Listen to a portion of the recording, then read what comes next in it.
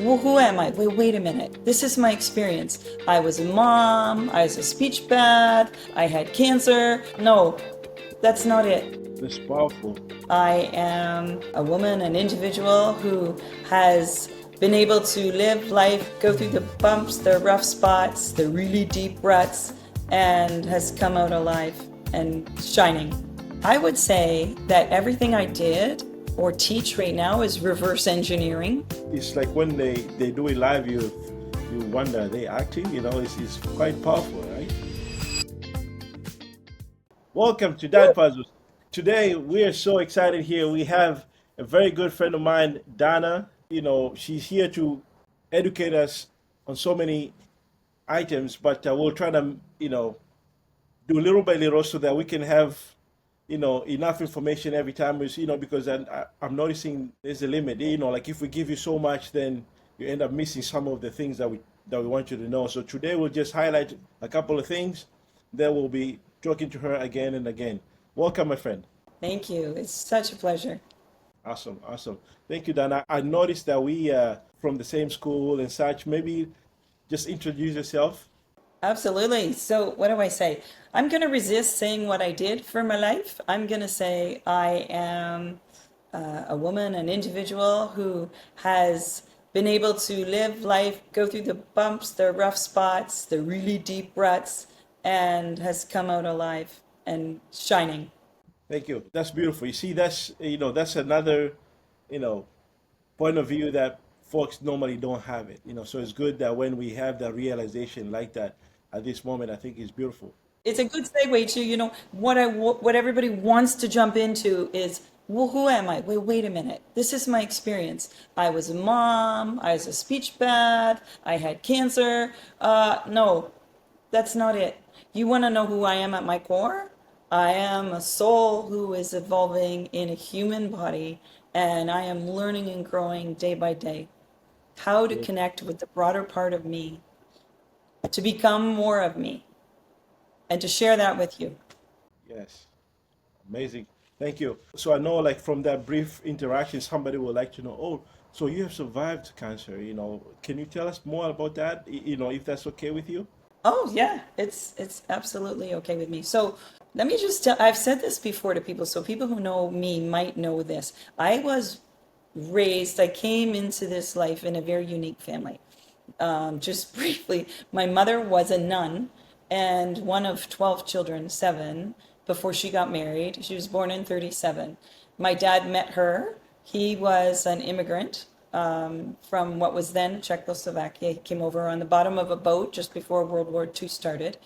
And they met around a campfire in Northern Ontario. My mom came out of the convent. He was a chiropractor. He was also a healer. He probably didn't know that then.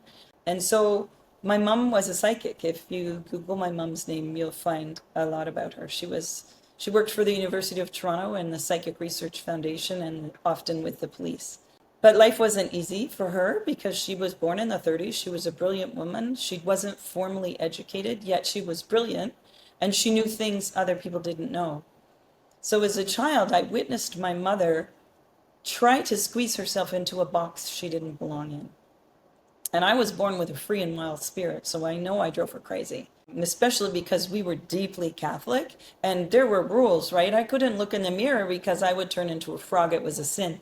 That's how deeply rooted my childhood was in her religious beliefs and the constructs. So my dad was a chiropractor, and because he was also intuitive and did well, he was one of the founders of Healing Touch.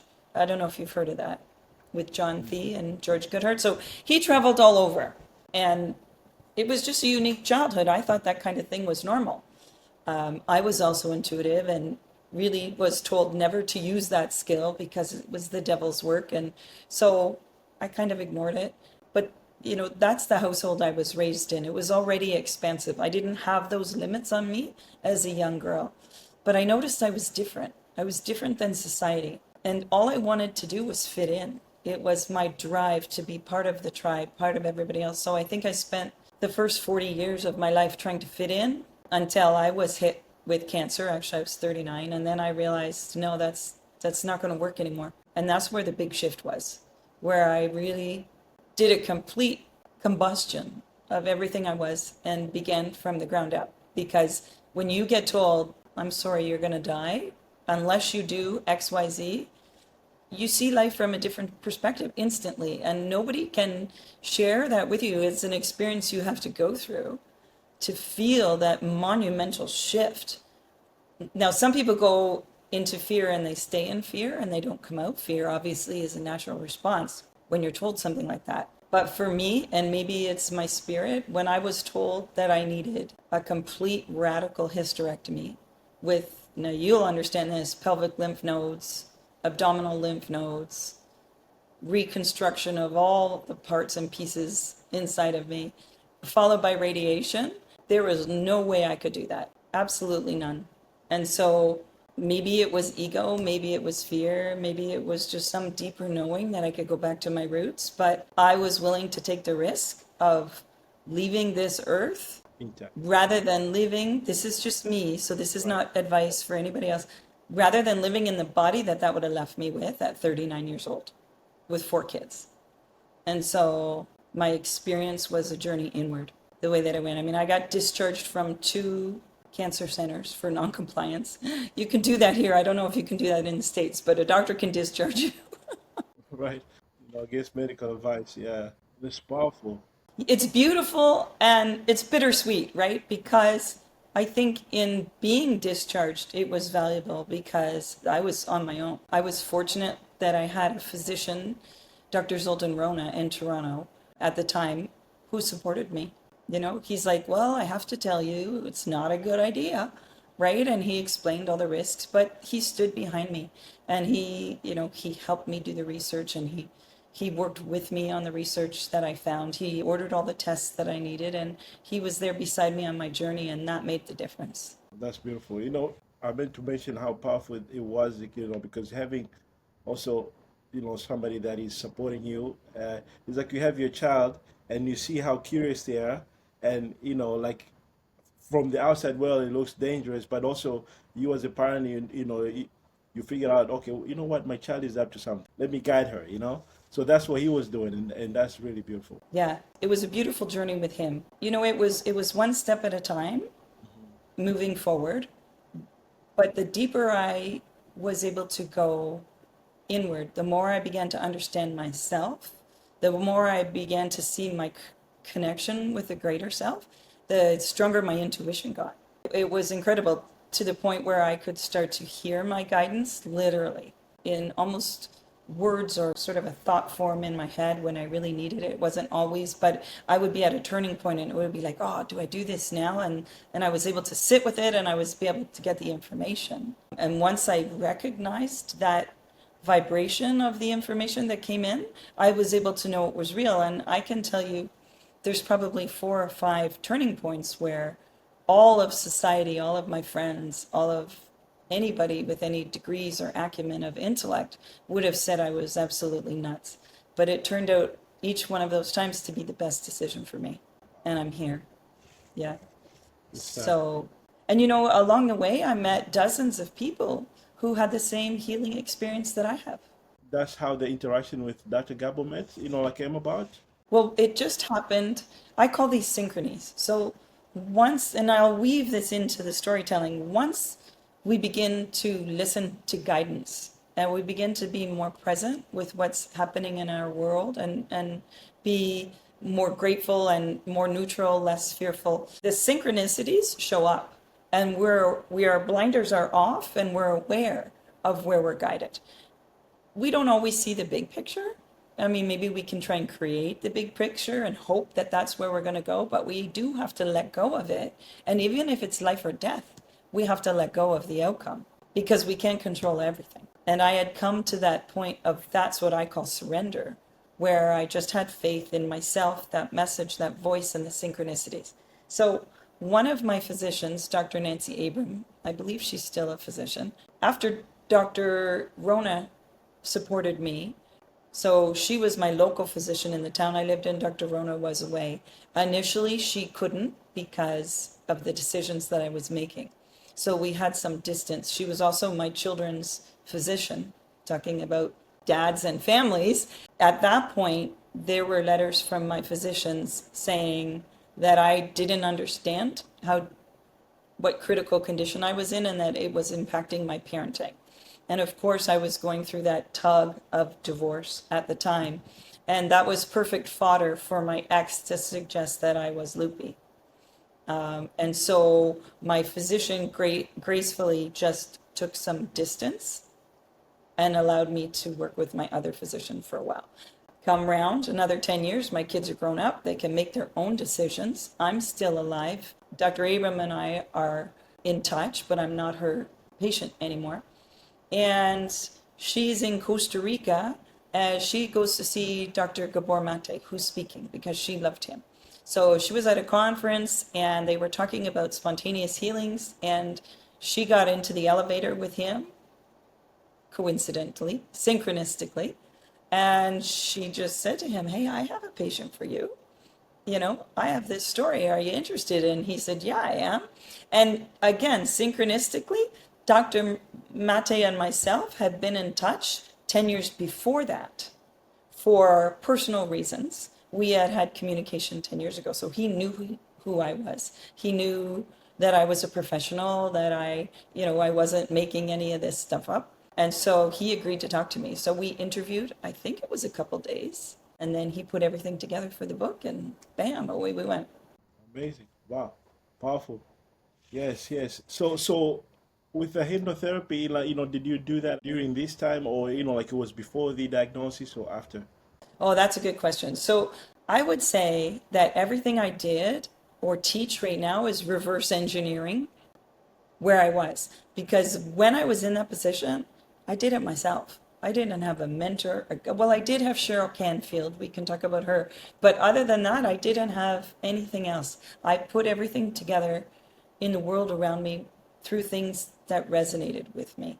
Both, because when I graduated from Bowling Green, I took something called neuro-linguistic programming. And I did that for weeks until I was a trainer's trainer, a master practitioner. So I just learned it at such a young age as such a young clinician that I integrated it into everything I did in my life and in my practice, became second nature. And so I actually only got into the real hypnotherapy about 4 years ago through the University of Toronto. I took their course. So I'm relatively new to hypnotherapy, although it feels very familiar to me. It's like second nature. It's pretty easy. And there's a huge intuitive component to hypnotherapy. Right, big time. It's like when they do it live, you wonder, are they acting? It's quite powerful, right? Yeah. I mean, right now I'm enjoying doing group hypnotherapy in a yoga studio. So I have individual clients that I work with as a healing coach. So I get clients internationally and I use hypnotherapy there. But it's not scripted. I find that, I know the basic tenets of hypnotherapy. It's not as rigid as you think it is. And a lot of it is about a vibration. A lot of it is about reaching a specific state of mind that we can call either vibratory or brainwave state, the theta brainwave state, which I can do. I could do a meditation and the people in the audience would become meditative state. When you're in a theta state, you become receptive.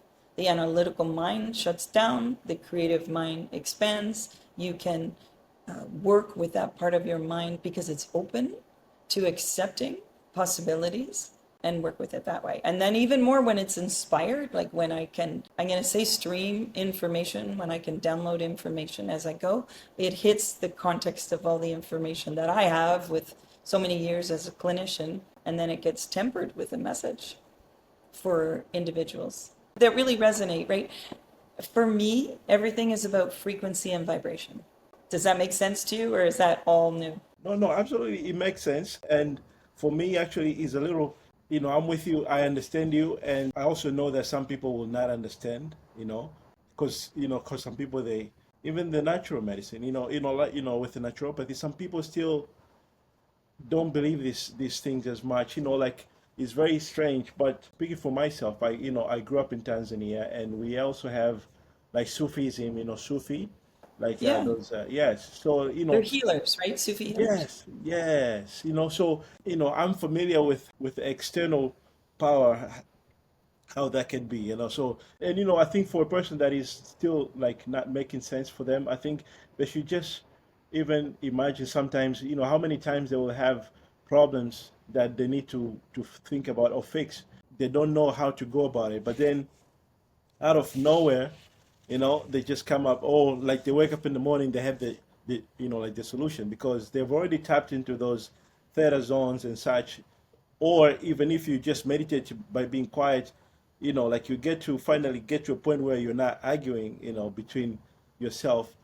The answer is already there, like you mentioned. And also that's why the whole issue of vibration and such also makes sense, because you have everybody's involved in that.